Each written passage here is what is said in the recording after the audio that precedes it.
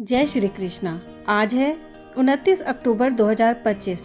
ऐसे पवित्र और मंगलमय समय में आइए आज की कथा का श्रवण करते हैं। तो आइए आज की कथा आरंभ करते हैं। कार्तिक महात्म्य का 23वां अध्याय। 23वां अध्याय वर्णन। आंवला तुलसी जान, पढ़ने सुनने से कमल हो जाता कल्याण।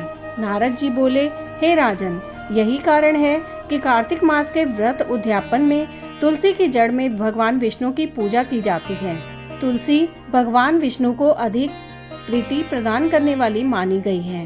राजन, जिसके घर में तुलसी वन है वह घर तीर्थ स्वरूप है, वहाँ यमराज के दूत नहीं आते। तुलसी का पौधा सदैव सभी पापों को नाश करने वाला तथा अभीष्ट कामनाओं को देने वाला है। जो श्रेष्ठ मनुष्य तुलसी का पौधा लगाते हैं वे यमराज को नहीं देखते। नर्मदा का दर्शन, गंगा का स्नान और तुलसी वन का संसर्ग, ये तीनों एक समान कहे गए हैं। जो तुलसी की मंजरी से संयुक्त होकर प्राण त्याग करता है वह सैकड़ों पापों से युक्त ही क्यों न हो तो भी यमराज उसकी ओर नहीं देख सकते। तुलसी को छूने से कामिक, वाचिक, मानसिक आदि सभी पाप नष्ट हो जाते हैं। जो मनुष्य तुलसी दल से भगवान का पूजन करते हैं वह पुनः गर्भ में नहीं आते, अर्थात जन्म मरण के चक्कर से छूट जाते हैं। तुलसी दल में पुष्कर आदि समस्त तीर्थ, गंगा आदि नदियाँ और विष्णु प्रभृति सभी देवता निवास करते हैं। हे राजन, जो मनुष्य तुलसी के काष्ठ का चंदन लगाते हैं उन्हें सहज ही मुक्ति प्राप्त हो जाती है और उन द्वारा किए गए पाप उनके शरीर को छू भी नहीं पाते। जहाँ तुलसी के पौधे की छाया होती है वहीं पितरों की तृप्ति के लिए श्राद्ध करना चाहिए। जिसके मुख में, कान में और मस्तक पर तुलसी का पत्ता दिखाई देता है उसके ऊपर यमराज भी दृष्टि नहीं डाल सकते। फिर दूतों की तो बात ही क्या है। जो प्रतिदिन आदर पूर्वक तुलसी की महिमा सुनता है वह सब पापों से मुक्त हो ब्रह्मलोक को जाता है। इसी प्रकार आंवले का महान वृक्ष सभी पापों को नाश करने वाला है। आंवले का वृक्ष भगवान विष्णु को प्रिय है। इसके स्मरण मात्र से ही मनुष्य गोदान का फल प्राप्त करता है।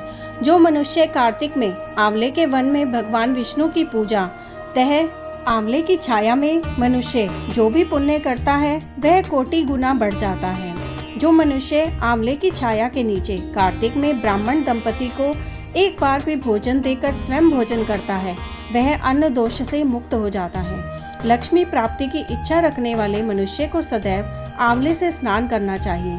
नवमी, अमावस्या, सप्तमी, संक्रांति, रविवार, चंद्र ग्रहण तथा सूर्य ग्रहण के दिन आंवले से स्नान नहीं करना चाहिए। जो मनुष्य आंवले की छाया में बैठकर पिंडदान करता है उसके पितृ भगवान विष्णु के प्रसाद से मोक्ष को प्राप्त होते हैं। जो मनुष्य आंवले के फल और तुलसी दल को पानी में मिलाकर स्नान करता है उसे गंगा स्नान का फल मिलता है।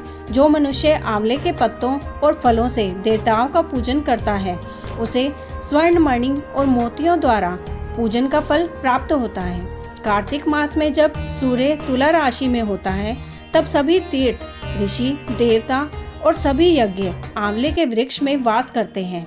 जो मनुष्य द्वादशी तिथि को तुलसी दल और कार्तिक में आंवले की छाया में बैठकर भोजन करता है उसे 1 वर्ष तक अन्न संसर्ग से उत्पन्न हुए पापों का नाश हो जाता है। जो मनुष्य कार्तिक में आंवले की जड़ में विष्णु जी का पूजन करता है उसे श्री विष्णु क्षेत्रों के पूजन का फल प्राप्त होता है। आंवले और तुलसी की महत्ता का वर्णन करने में श्री ब्रह्मा जी भी समर्थ नहीं है। इसलिए धात्री और तुलसी जी की जन्म कथा सुनने से मनुष्य अपने वंश सहित भक्ति को पाता है। यही यह अध्याय समाप्त होता है। आगे के और अध्यायों का श्रवण करने के लिए आपके अपने चैनल एस्ट्रो नॉलेज को सब्सक्राइब कर लीजिए ताकि आने वाले वीडियोस के नोटिफिकेशन आपको मिल सके। जय श्री कृष्णा।